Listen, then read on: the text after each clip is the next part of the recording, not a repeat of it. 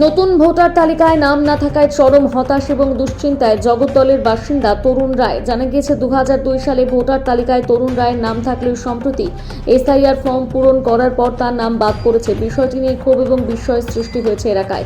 এই ঘটনা ঘটেছে জগদ্দল বিধানসভার অন্তর্গত 73 নম্বর অংশে।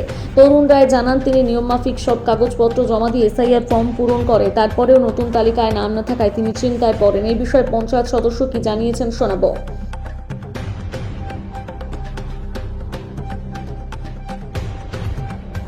নম্বর পার্টে বিএলওর সাথে কথা হয়েছে, তিনি বলছেন যে টেকনিক্যাল ইস্যুর জন্য তার নাম বাদ গেছে।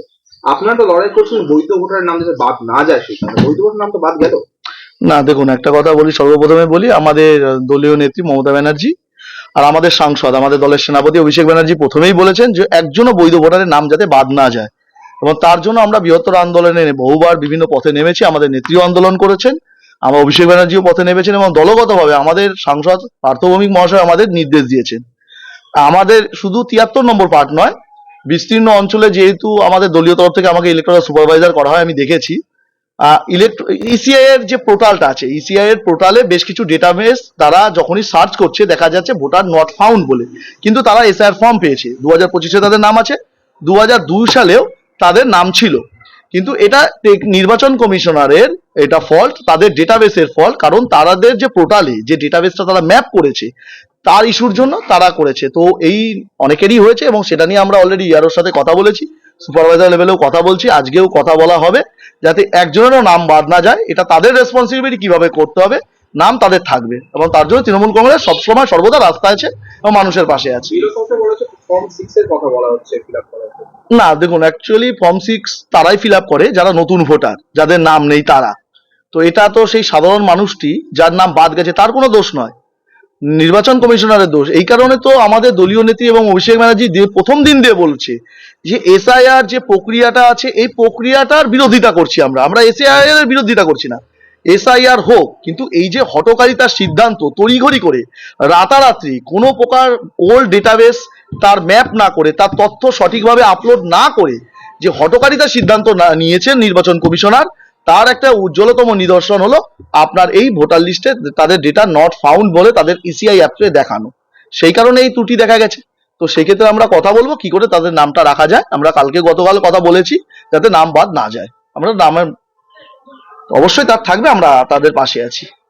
আপনার নাম?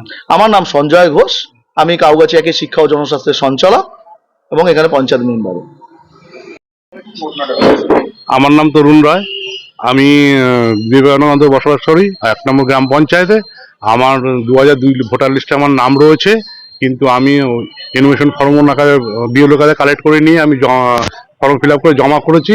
কিন্তু যখন আমি ওই খসড়া তালিকা বেরোলো, কিন্তু তখন আমি চেক করে দেখি আমার ভোটার খসড়া তালিকার নাম নেই। তারপরে আমি বিএলও কাজে গেলাম যে এরকম আমার নাম উঠে না কেন, বলছে ঠিক আছে আমি দেখছি কি হলো কি। তারপরে যখন আমি আবার ওনাকে জানলাম, উনি তখন বলল না, কোনো কারণে ডিসপ্যাচ হয়ে গেছে, তোমাকে ফর্ম 6 ফর্ম ফিল আপ করতে বলেছে। হ্যাঁ, অবশ্যই রয়েছে, এখনো রয়েছে। সেটাই আমি ভাবছি, এখন আমি তাই চিন্তিত রয়েছে আমার নামটা আদৌ উঠবে কি উঠবে না। সবার নাম রয়েছে, আমার বউয়ের নাম এসছে, আমার বাবার এসছে, আমার আসেনি। না,